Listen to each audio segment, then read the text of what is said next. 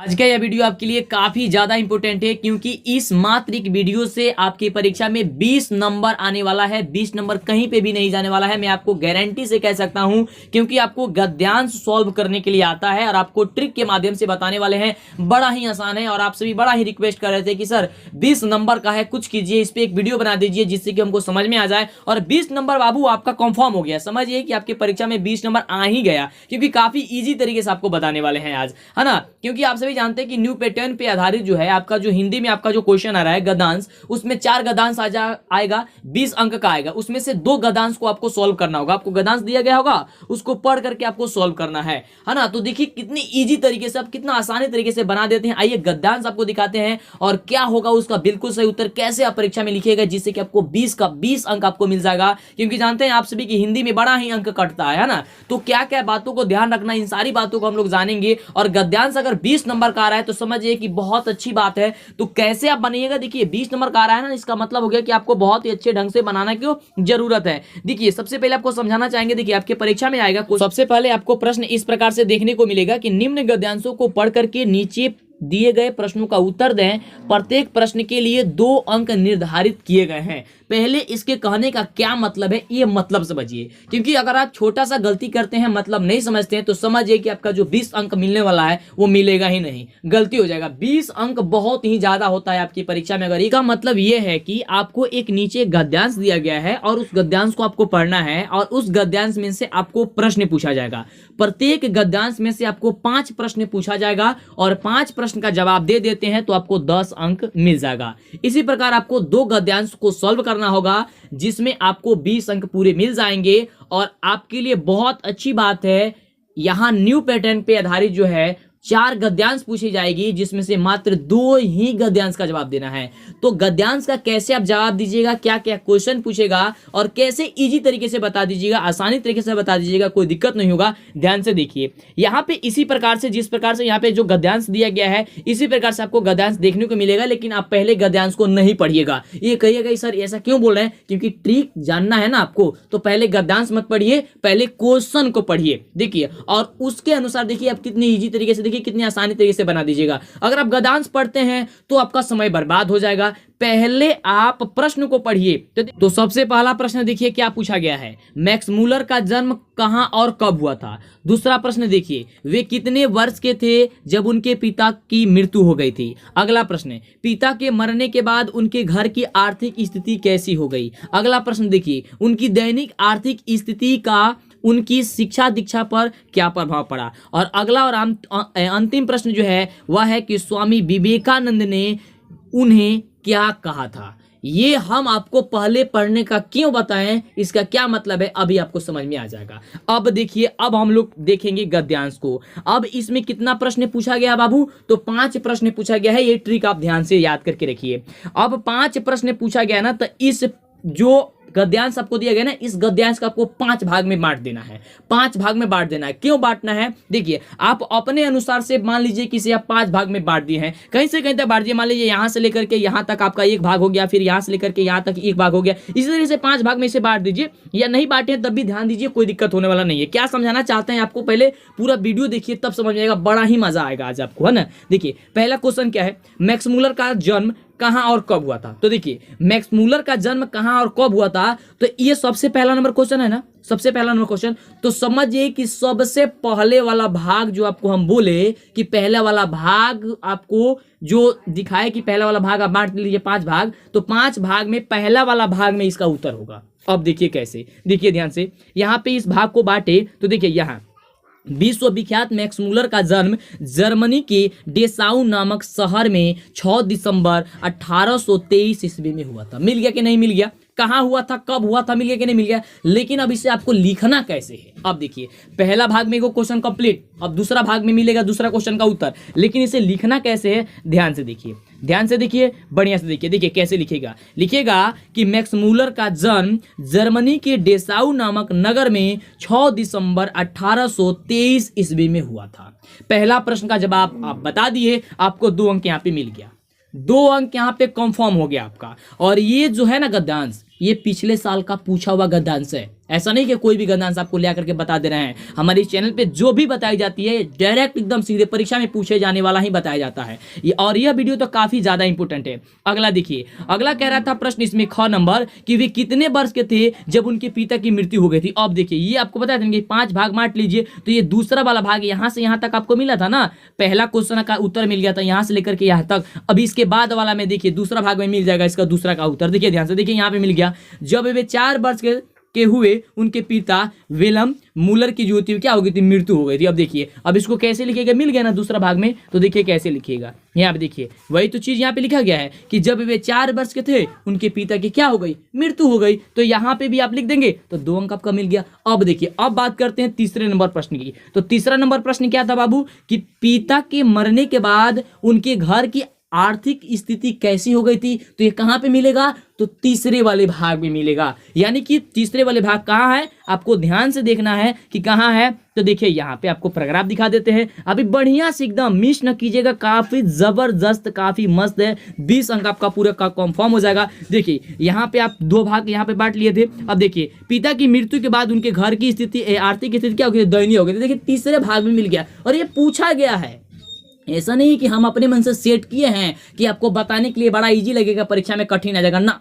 ये आपका पीछे पूछा गया है, 2019 में शायद ये पूछा गया था, जाकर के आपको क्वेश्चन में उठा करके देख सकते हैं, है ना। तो मिल गया ना। तो देखिए आप कैसे लिखेगा इसका उत्तर, देखिए कैसे लिखेगा, ध्यान से देखिए। चलते हैं इस क्वेश्चन के उत्तर पे। देखिए यहाँ पे आप क्या लिख दीजिएगा कि पिता के मरने के बाद घर की आर्थिक स्थिति बड़ा ही दयनीय हो गई थी, लेकिन उनकी शिक्षा दीक्षा पर क्या पड़ा, कोई भी प्रभाव नहीं पड़ा। और ये क्वेश्चन का उत्तर हो गया और आपको यहाँ पे 2 नंबर मिल जाएगा।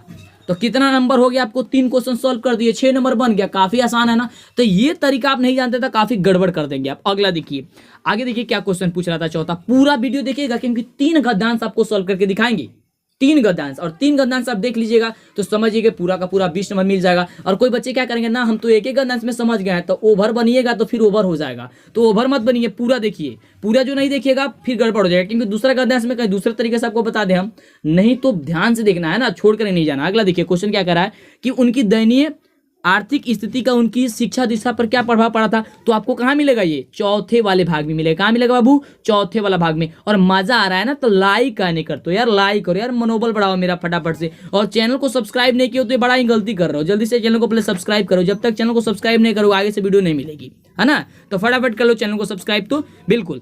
तो इसका उत्तर कहाँ पे मिलेगा, आपको क्या बताए थे, इसका जो उत्तर मिलेगा चौथे वाले भाग में मिलेगा। तो चौथा वाला भाग कहाँ पे बचा हुआ है, यहीं पे ना बचा हुआ है। तो देखिए बताया गया है बावजूद उनके शिक्षा दीक्षा बाधित नहीं हुए, यानी कहने का मतलब हो गया कि उनके शिक्षा दीक्षा पे कोई प्रभाव नहीं पड़ा। तो उसी को आपको यहाँ पे लिख देना है। देखिए ध्यान से यहाँ पे लिखा गया है कि उनकी शिक्षा दीक्षा पर कोई प्रभाव नहीं पड़ा, वे संगीत, ग्रीक भाषा और लैटिन भाषा में निपुण होकर के कविताएं लिखने लगे। और ये चौथे वाले में है, ये चौथे वाला जो पैराग्राफ जो आपको ये गद्यांश जो दिया गया ना, चौथे वाला जो आपको बताए थे भाग, तो उसमें आप देखिएगा तो ये आपको क्या हो जाएगी, मिल जाएगी। देखिए वे यहाँ पे बताएगा ना कि वे बचपन में संगीत व अतिरिक्त ग्रीक और लैटिन भाषा में क्या निपुण हो गए थे। ठीक है, चलिए अब बात करते हैं अगले नंबर प्रश्न की। तो अगला नंबर प्रश्न अब कहाँ पे मिलेगा, तो 5वें नंबर भाग में मिलेगा। और देखिए और ये क्या कह रहा है 5वां नंबर प्रश्न कि स्वामी विवेकानंद ने उन्हें क्या कहा था। तो ये कहाँ पे बताया गया होगा, तो आपको जो 5 भाग बताए थे कि 5 भाग अपने मन से बांट लीजिएगा, जितना क्वेश्चन होगा उतने भाग में उस पैराग्राफ को, उस जो है गद्यांश को बांट लीजिएगा। ठीक है, तो यहाँ पे देखिए कहाँ लिखा गया है कि स्वामी विवेकानंद ने मैक्स मुलर को वेदांतियों का वेदांती कहा था। तो ये कहाँ पे मिलेगा, यानी कि सबसे नीचे, यानी कि नीचे वाला प्रश्न है ना, सबसे यानी कि 5वां नंबर प्रश्न, तो यानी कि सबसे अंतिम में आपको मिलेगा। तो देखिए अंतिम में मिल गया ना कि उन्हें वेदांतियों का वेदांती कहा था। कौन कहते हैं, है ना, तो विवेकानंद ने यहाँ पे देखिए कहे थे। तो यहाँ पे आपको उत्तर मिल गया। तो एक गद्यांश समाप्त हो गया। यानी कि इस तरीके से आपके परीक्षा में आएगा तो आपका 10 नंबर आ गया, परीक्षा में 10 नंबर आ गया। समझिए कि बहुत बड़ी चीज आपने कर ली कि एक ही बार में आपको 10 नंबर कंफर्म हो गया। एक और गद्यांश सॉल्व कीजिए और इसको सॉल्व करके दिखाते हैं कि देखिए कैसे आपको फिर से आपको मतलब पूरा कंफर्म हो जाए। ऐसा ना हो कि एक ही बता करके छोड़ दे, पता चले कि कोई दूसरा आ जाए, है ना। तो ये नहीं करनी है, पूरी देखिए। अगला देखिए एक और यहाँ पे देखिए, क्योंकि आपको भी 2 ही गद्यांश को सॉल्व करना है, ठीक है, 4 पूछा जाएगा। ठीक है, तो देखिए अगला गद्यांश क्या है, इसमें भी वही चीज आपको लिख करके बताएं कि निम्न गद्यांशों को पढ़ करके नीचे दिए गए प्रश्नों का उत्तर दें, प्रत्येक प्रश्नों के लिए 2 अंक निर्धारित करें। तो यहाँ पे भी आपको ट्रिक अपनानी है, पहले गद्यांश को नहीं पढ़ना है, पहले आपको पढ़ना है क्वेश्चन को, है ना। पहले क्वेश्चन को पढ़ना है, क्योंकि जब तक देखिए जब तक आपको पता नहीं होगा कि आपको जाना कहाँ है तो फिर रास्ता कहाँ से निकलेगा।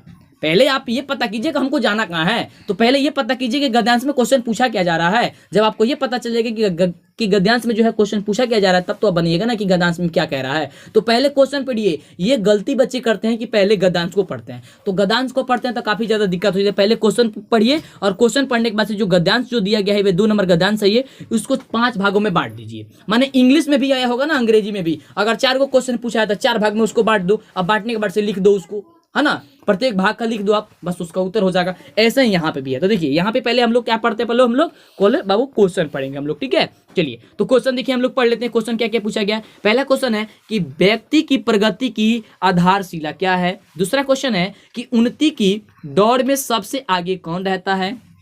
तीसरा है कि व्यक्ति आत्मनिर्भर कब बनता है। और चौथा है कि सामाजिक व मानसिक रूप से स्वस्थ कौन होता है। और अगला है कि अपनी भुजाओं से सुख सुविधाएं जुटाने में कौन जो है सक्षम जो है वो होता है। तो पहला क्वेश्चन क्या है और उसका उत्तर देखिए यहाँ पे लिखे गए हैं। देखिए आपको पहले वाला भाग में मिलेगा। कैसे, पहले देखिए यहाँ पे दिखा देते हैं। व्यक्ति की प्रगति की आधारशिला क्या है। तो देखिए उत्तर आपका हो जाएगा कि व्यक्ति की प्रगति की आधारशिला आत्मविश्वास का मूल है। और कहाँ पे मिलेगा, पहले वाले भाग में। तो ये गद्यांश कहाँ है, तो गद्यांश हमारा ये है। और यहाँ पे देखिए पहले वाला भाग क्या है, तो ये पहले वाला लाइन या दूसरा वाला लाइन में ही मिलेगा, इसके अलावा कहीं मिल नहीं सकता है ना। बस इतना दिमाग में रखिए, अगर पहला क्वेश्चन पूछा है तो पहला चाहे दूसरा लाइन में ही मिलेगा, तो पहला और दूसरा लाइन ही पढ़ना, इसके अलावा कोई नहीं पढ़ना। तो देखिए यहाँ पे क्या बताया गया है कि आत्मनिर्भरता प्रगति की आधारशिला है और आत्मविश्वास का मूल है। तो हो तो गया, यही ना आपसे पूछा जा रहा था। यहाँ पे देखिए ध्यान से क्वेश्चन देखिए, ये ना पूछा जा रहा है कि व्यक्ति की प्रगति की आधारशिला क्या है। तो व्यक्ति की प्रगति की आधारशिला क्या है, आत्मविश्वास का मूल है। हो तो गया। बस अगला क्वेश्चन देखिए, अगला क्वेश्चन देखिए। और अगला क्वेश्चन का उत्तर कहाँ मिलेगा, अब दूसरे वाले में मिलेगा ना। दूसरे जो भाग आपको बांटे बोले थे कि 5 भाग बांट लीजिए, अपने मन से 5 भाग बांट लीजिए कि ये हो गया, ये हो गया, ये हो गया, है ना। या जब एक क्वेश्चन को सॉल्व कर दीजिएगा तो उसके बाद वाला आप जाइएगा, उसके फिर बाद वाला, फिर उसके बाद वाला, इस प्रकार से, है ना। देखिए अगला देखिए, अगला कह रहा है कि उन्नति की दौड़ में सबसे आगे कौन रहता है। तो इसका आंसर क्या लिखे है यहाँ पे, देखिए ध्यान से। अब तो आपको दिखाते हैं गद्यांश में कहाँ है। जो व्यक्ति समाज में अपने सारे कार्य स्वयं कर लेता है और हमेशा दूसरों की सहायता करता है, उन्नति की दौड़ सबसे आगे रहता है, ठीक है। उन्नति की दौड़ में वो क्या रहता है, सबसे आगे रहता है। देखिए जो व्यक्ति समाज में अपने सारे कार्य को क्या कर लेता है, स्वयं कर लेता है। देखिए कहाँ होगा, तो दूसरे वाले भाग में होगा। कहाँ होगा, तो दूसरे वाला भाग। तो देखिए दूसरा वाला भाग कहाँ से शुरू हुआ है, देखिए यहाँ तक तो था, तो हमने तो क्या लिखा था, पहले वाला क्वेश्चन के बारे में लिखा था ना यहाँ पे। तो यहाँ पे देखिए उसके बाद आपको पढ़ना है। देखिए क्या बताया जा रहा है, जो व्यक्ति समाज में अपने सारे कार्य को स्वयं कर लेता है, जरूरतें पड़ने पर दूसरों की सहायता करता है, वही उन्नति की दौड़ में क्या होता है, आगे होता है। हो गया, ये भाग को दूसरा हो गया, तो दूसरा भाग का दूसरा आंसर हो गया, बस हो गया। और ये ऐसा नहीं आपको फिर बोल रहा है कि ये हमारे द्वारा नहीं गद्यांश लिखा गया है, ये खुद गद्यांश बिहार बोर्ड के द्वारा जारी किया गया है और बिहार बोर्ड के द्वारा क्वेश्चन पूछा गया है। और वही गद्यांश को आपको सॉल्व करके दिखा रहे हैं कि देखिए कितना ईजी होता है, काफी ईजी होता है। लेकिन गलती इसलिए हो जाती है कि पहले आप लोग गद्यांश पढ़ते हैं, तो गद्यांश मत पढ़िएगा, पहले क्वेश्चन पढ़िएगा। अब देखिए तीसरा क्वेश्चन क्या पूछ रहा था हम लोग से। तो देखिए तीसरा क्वेश्चन देखिए काफी सुटेबल आपको लिख कर बता दिया। और हाँ, यही गद्यांश देख लीजिए, कहीं हो सके तो यही मत पूछ दे, क्योंकि कोरोना वायरस का महामारी चलने की वजह से स्कूल कॉलेज बंद था, पढ़ाई नहीं हुई है, तो पिछले वाला ही मत उठा करके पूछ दे। तो बढ़िया से देख लीजिएगा और आंसर भी समझ लीजिए बढ़िया से। देखिए तीसरा क्वेश्चन क्या कर रहा है कि व्यक्ति आत्मनिर्भर कब बनता है। व्यक्ति आत्मनिर्भर कब बनता है, इसका उत्तर क्या होगा, इसका उत्तर ये होगा कि स्वावलंबी होकर के व्यक्ति जब अपने सारे कार्यों को करता है तो स्वावलंबी एवं आत्म का हो जाता है, वो निर्भर बन जाता है, तब वो निर्भर बनता है। तो कहाँ पे मिलेगा, तो तीसरे वाले भाग में। यानी कि दूसरा वाला भाग हम लोग यहाँ तक लिखे थे, तो यहाँ तक लिखे थे ना, यहाँ तक, है ना, वह उन्नति दौड़ में सबसे आगे रहता है यहाँ तक। अब इसके बाद वाला लाइन जो होगा वही आपको उसमें आंसर मिलेगा, तीसरा वाला, क्योंकि ये तीसरा भाग हो गया। देखिए जो चीज आपको समझाना चाह रहा है ना वो चीज समझिए। देखिए कहीं पे भी इस तरीके से आपको नहीं मिलेगी, ढूंढ के हार जाइएगा, नहीं मिलेगी, है ना। आप समझिए, अब इसके बाद से काफी लोग बनाना शुरू कर देंगे, हम चीज हमको पता है। हाँ आपको मिलना शुरू हो जाएगा। देखिए अगला क्या मिलेगा, कैसे मिलेगा, अपने दैनिक जीवन के सारे कार्य स्वयं ही करना मनुष्य के लिए आवश्यकता है और अपने कार्य के लिए दूसरे पर निर्भर रहने वाला व्यक्ति क्या होता है, हमेशा जो होता है वह पिछड़ जाता है, उन्नति नहीं कर सकता है। सौंपे गए कार्य को पुनति क्या होता है, दायित्व समझ करके नहीं करना चाहिए, है ना। इसे व्यक्ति स्वावलंबी बनता है। बन तो गया, आपका आंसर तो हो गया। बस यही चीज तो पूछ रहा था और यही चीज तो यहाँ पे लिख दिया गया है। ये ना क्वेश्चन पूछ रहा था कि व्यक्ति आत्मनिर्भर कब बनता है, तो स्वावलंबी होकर के व्यक्ति जब अपने कार्य को स्वयं कर लेता है, स्वावलंबी बन जाता है, स्वावलंबी आत्मनिर्भर बन जाता है। हो तो गया। और अगला देखिए, अगला क्वेश्चन क्या रहा है कि सामाजिक व मानसिक रूप से क्या से स्वस्थ कौन होता है। तो ये चौथा नंबर क्वेश्चन है ना, तो चौथा वाला भाग में इसका उत्तर मिलेगा आपको। पर अगर आपके चौथे वाला में जो आपका जो गद्यांश दिया गया ना, उसके चौथे वाला भाग में मिलेगा इसका उत्तर। तो देखिए आंसर आपको दिखा देते हैं पहले कि सामाजिक व मानसिक रूप से स्वस्थ व्यक्ति सिंह के समान परिश्रमी होता है, जो अपने कार्य को क्या करता है, स्वयं कर लेता है। और देखिए ये चौथे वाला लाइन में मिलेगा आपको। देखिए ध्यान से, यहाँ पे चौथा वाला लाइन कहाँ है, देखिए यहाँ तक हमने लिख दिया थे ना, यहाँ तक स्वावलंबी बनता ही हो गया ना। यहाँ पे देखो ध्यान से, एकदम वहां से यहाँ से समाप्त हो रहा, तहीं से वहीं से देखो कितना अच्छी है ना।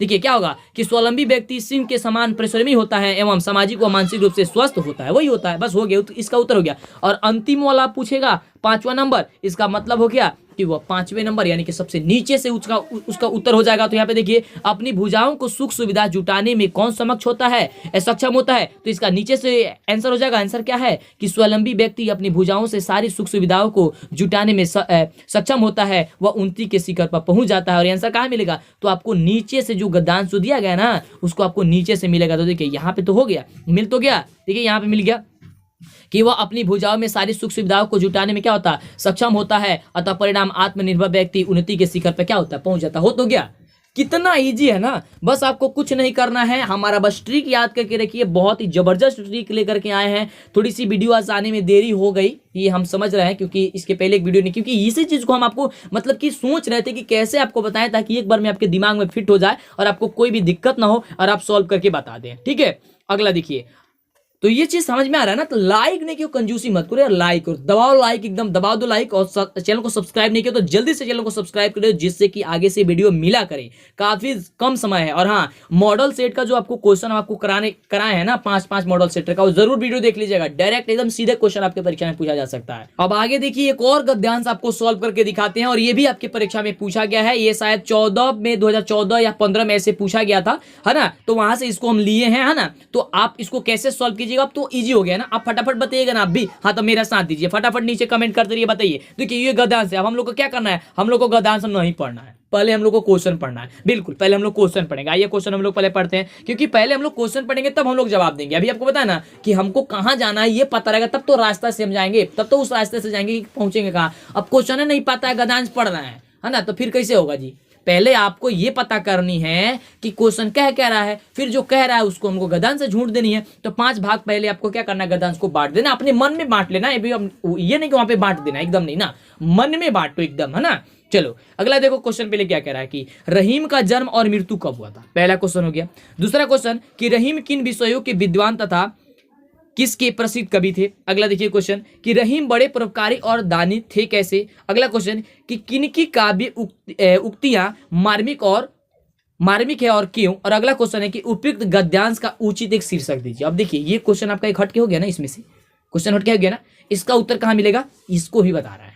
तो सबसे पहले तो 5 भाग में बांट लीजिए मन में एकदम गद्यांश को। और देखिए पहला क्वेश्चन क्या पूछ रहा था, तो पहला क्वेश्चन ये नहीं पूछ रहा था कि रहीम का जन्म और मृत्यु कब हुआ था। तो अब्दुल रहीम खान खाना का जन्म जो हुआ था 1553 ईस्वी में हुआ था, और उनकी मृत्यु 1625 ईस्वी में हुआ था। तो ये कहाँ पे मिलेगा, तो सबसे पहले वाले आपको लाइन में मिलेगा, सबसे पहले वाले भाग में मिलेगा। यानी कि देखिए यहाँ पे मिल गया, ये आपका पैराग्राफ है कि अब्दुल रहीम खान खाना का जन्म 1553 ईस्वी में हुआ था, और इनकी मृत्यु जो हो गई वह कब हो गई, तो 1625 ईस्वी में हो गई। तो ये एक भाग खत्म, यानी कि एगो क्वेश्चन का आंसर हो गया क्लियर, यानी कि 2 नंबर आपका एकदम लिखा गया, एकदम 2 नंबर आ गया, है ना। चलो एकदम आएगा बाबू, काहे लिए मेहनत कर रहे हो आप लोग, तो मेहनत करते हो तो मेहनत का जो परिणाम तो जरूर मिलेगा। अगला देखिए क्वेश्चन कह रहा है कि क्वेश्चन है कि रहीम किन विषयों के विद्वान तथा उसके प्रसिद्ध तथा किसके प्रसिद्ध कवि है। तो देखिए यहाँ पे इसका उत्तर क्या लिखे है, रहीम जो है अरबी, फारसी, संस्कृत के विद्वान कवि और उनकी हिंदी के विख्यात कवि थे। तो कहाँ पे मिलेगा, तो दूसरे वाले भाग में। तो देखो दूसरा वाला भाग यहाँ पे दिया गया, देखो यहाँ तक हमने पहला वाला क्वेश्चन का आंसर लिखे थे ना, लिखे थे कि नहीं लिखे थे, बिल्कुल। अब देखो दूसरा वाले में कहा ये अरबी, फारसी, संस्कृत के विद्वान कवि थे, हिंदी के विख्यात कवि थे। मिल तो गया, अरे दूसरा वाला भी मिल गया, दूसरा क्वेश्चन। हाँ ऐसे ही मिलेगा एकदम परीक्षा में, तो पहले बढ़िया से सब समझो, बढ़िया से, इसलिए कहते हैं, है ना। और इधर चक्कर में कुछ पड़े हो तो चक्कर वाला छोड़ दो इस समय सिस्टम, है ना। इधर उधर का जो भी बात सुन रहे हो वो नहीं, एकदम पढ़ाई पे फोकस करो। क्योंकि क्या कर रहे हो इस समय, बस आपकी जो कुछ भी समय बचा हुआ है, 2 घंटे 4 घंटे, 1 दिन 2 दिन, जो भी बचा हुआ है आपके पास, जितना भी समय आपके पास है उसमें एकदम पढ़ाई में मन लगाओ, है ना। तो देखो मिल तो गया, इसका उत्तर तो गया। तीसरा क्वेश्चन देखिए क्या पूछ रहा था कि रहीम बड़े परोपकारी और दानी थे कैसे। ये कहाँ पे मिलेगा? तो तीसरे वाले भाग में मिलेगा। तो तीसरे वाला भाग कहाँ बताया नहीं है, बिहार बोर्ड के द्वारा नहीं बताया जाएगा तीसरा भाग कौन है, हम आपको बताना है कि अपने मन में बांट लीजिएगा बढ़िया से। तो कहाँ पे मिलेगा? यानी कि उसके बाद मिलेगा। देखिए यहाँ पे उत्तर पहले आपको दिखा देते कि रहीम परोपकारी और बड़े दानी थे, कवियों के लिए उनके मन में विशेष समानता था।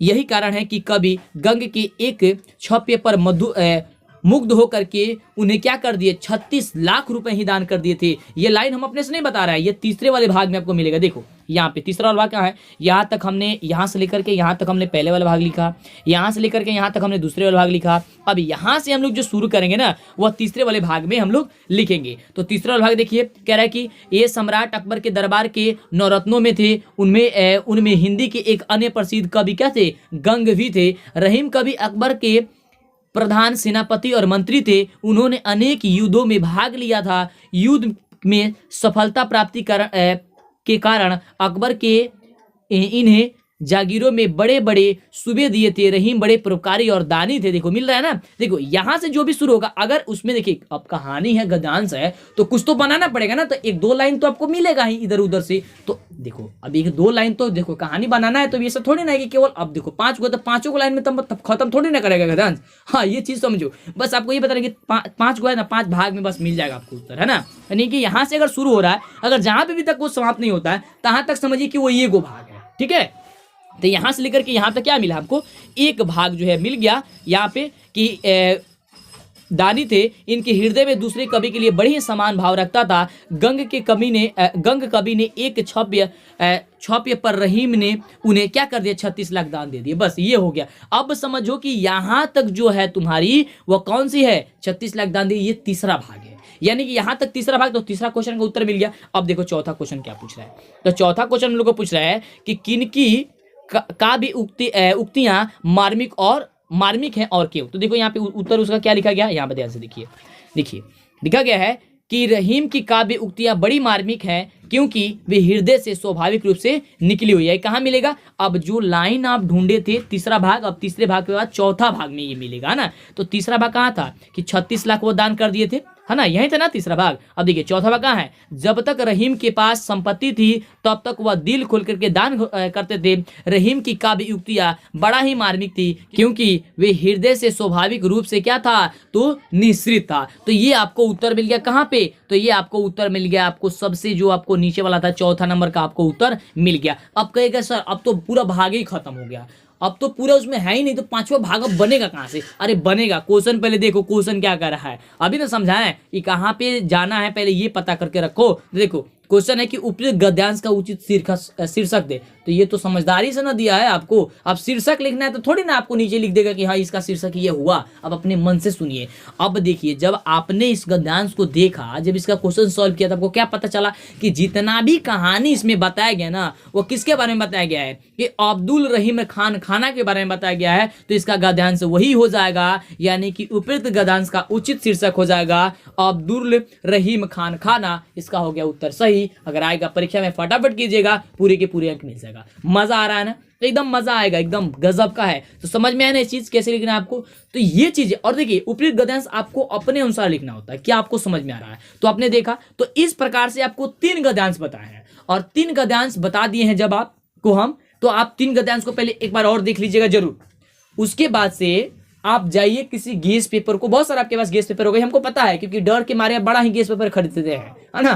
तो डरना नहीं है एकदम। अब जाइए उस गेस पेपर को लीजिए, जो तरीका आपको बताए थे ना उस तरीके से उसको सॉल्व कीजिए, 1-2 सॉल्व कीजिए, और एकदम परीक्षा में जाकर के धमाल मचा दिए। और तब कहेंगे कि हाँ हमने जो पढ़े थे ना, मंटू सर से पढ़े थे, DLS एजुकेशन से, तब बड़ा ही मजा आएगा, है ना। तो अभी तक जब लाइक नहीं किया ना, लाइक करके दोस्तों को शेयर करो यार, उनका भी हेल्प कर दो फटाफट से, है ना। फिर मिलते हैं आपसे नेक्स्ट वीडियो में। और हाँ, अभी तक आप हमारा ऐप नहीं इंस्टॉल किए हो तो इंस्टॉल कर लीजिएगा प्ले स्टोर पे जाकर के, मंटू सर या फिर DLS एजुकेशन सर्च कीजिए, मंटू सर या DLS एजुकेशन, आपको ऐप मिल जाएगी। और आप हमारे टेलीग्राम, फेसबुक, इंस्टाग्राम, ट्विटर से सब जगह जुड़ जाइए। फिर मिलते हैं आपको इसी तरह की कमाल की वीडियो के साथ नेक्स्ट वीक।